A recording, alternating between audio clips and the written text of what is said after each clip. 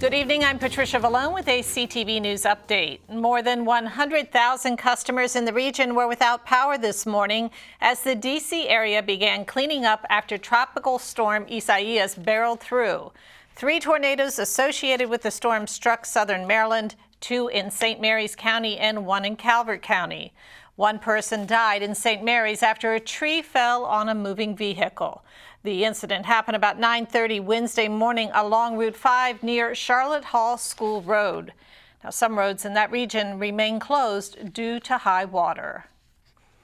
Meantime, a Glendale family is making a seemingly quick recovery from yesterday's storm. This was the scene Tuesday around 10 a.m. in the 6900 block of Hillmead Road as a tree crashed into a home. At first glance, the damage appeared to be devastating. 24 hours later, the tree has been removed and the damage does not appear as bad. Like the residents here, many across the region are dealing with the storm's aftermath. Maryland State Police say they responded to more than 100 calls for downed wires and trees and 152 vehicle crashes. Well, Prince George's still leads the state in the number of coronavirus cases with more than 23,000. 723 people have died in the county. Montgomery has nearly 18,000 cases and 755 deaths. African Americans and Latinos continue to have the highest number of cases. Statewide, the number of hospitalizations is at 555, and the positivity rate has dropped slightly to 4%. County health officials say they will investigate the circumstances surrounding the death of a fellow county worker. 44-year-old Shanti Mack, who worked for the county's health department, died on May 11th due to COVID-19. As the coronavirus began to hit Prince George's, Mack, who had her own health problems, was twice denied permission to telework from home. County officials promised to get to the bottom of what happened. Earlier, CTV spoke with a representative of Mack's union, the American Federal of State, County, and Municipal Employees. Our hope and our goals as union officials, as union leader, is hoping to eliminate the biases in the decision-making of approving telework. And our hope is that if for some reason the telework application was denied, they will put in an appeal process where it is going to be fair, it's going to be uniformity, and it's going to be equitable process across the board and across the county, especially within the health department. Union officials say Mack's supervisors supported her request to work from home, but they say the department's upper management rejected the request.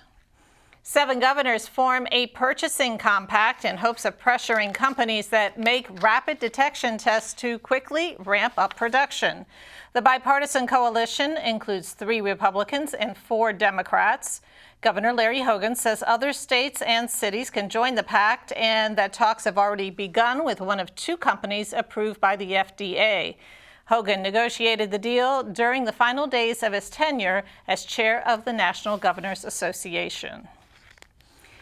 The deadline to complete the census has been updated again. If you have not filled out the national survey, you have until September 30th to complete it instead of October 31st. The agency made the announcement earlier this week.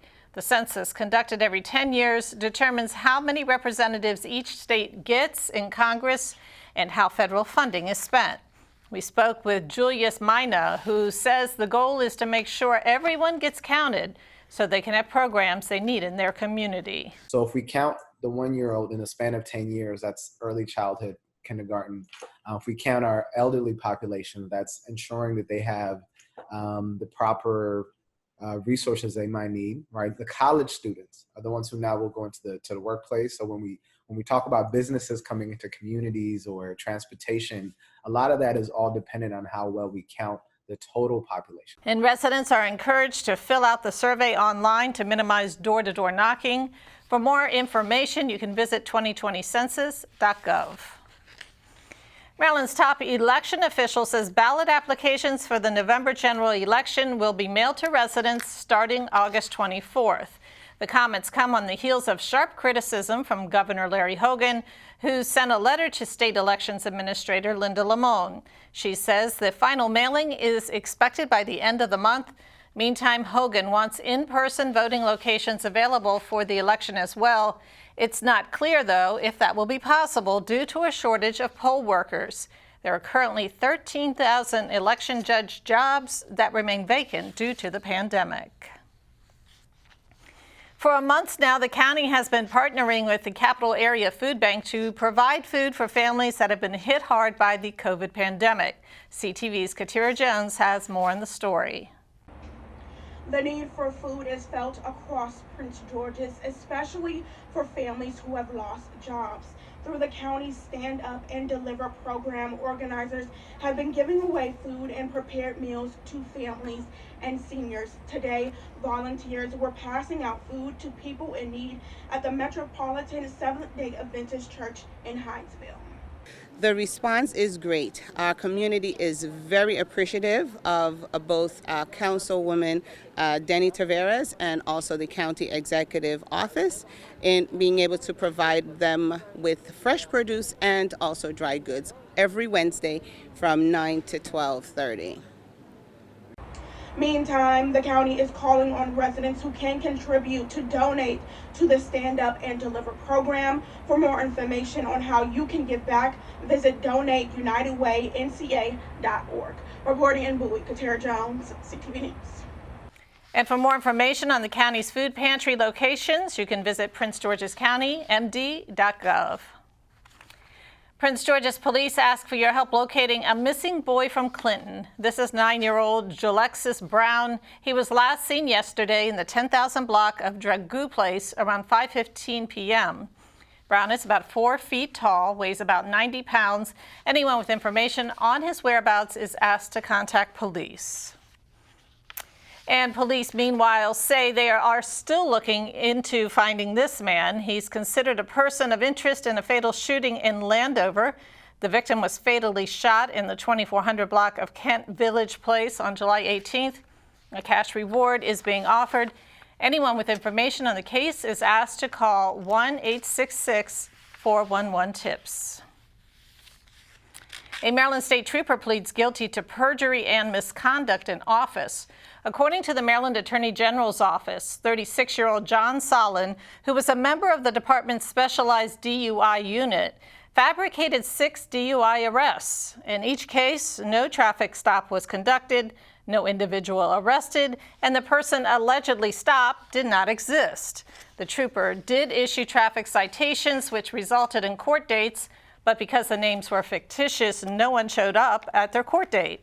In some of the cases, arrest warrants were issued, but when troopers tried to serve warrants to the addresses Solon provided, they were unable to do so. The trooper was sentenced to a 6-year suspended sentence, 3 years of supervised probation, and a $6,000 fine. Well, there is a new health device that can help you as businesses start opening back up. It's called the Safe Pass Intelligent Disinfectant Station. Created by a Prince George's County business, it checks temperatures, detects if someone is wearing a mask, and dispenses contactless hand sanitizer.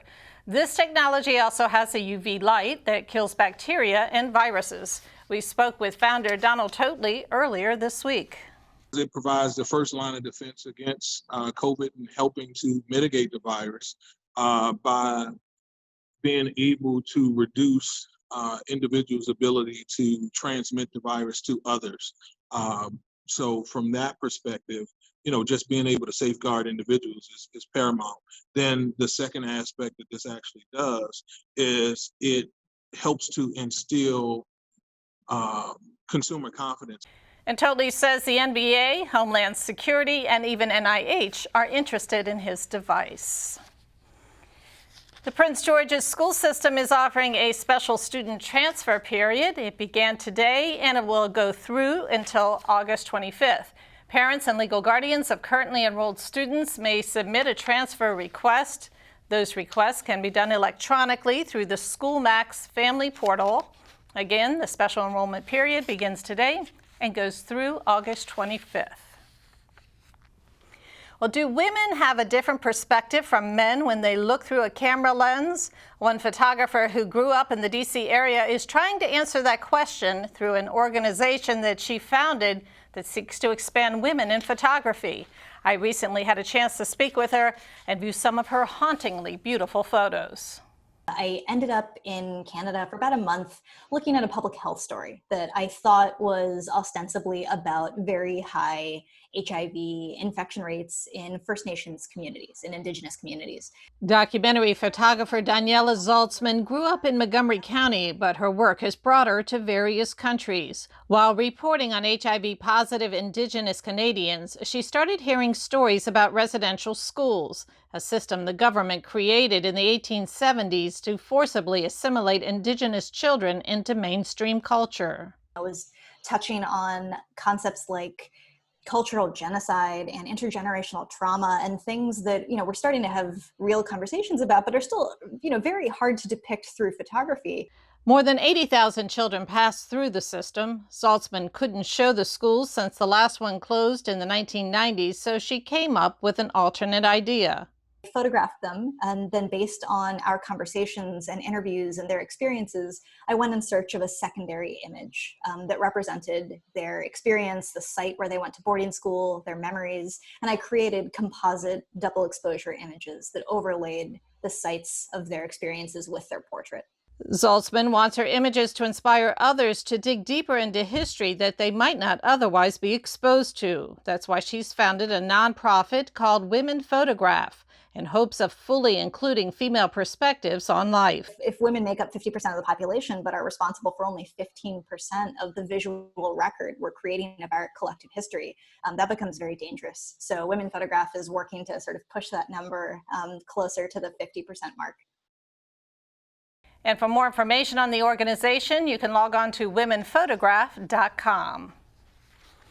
Well, for you baseball fans, there's a Nats win. The Washington Nationals took down the Mets by a 5-3 score yesterday. The defending World Series champs now have a 4-4 loss, and they can give a big thanks to Howie Kendrick for the win. So now Howie Kendrick, one of the real heroes for the Nationals last year in their World Series run. This is a big one to left center. See you later.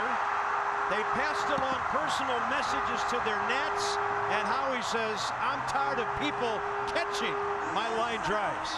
The Nationals take on the New York Mets again tonight.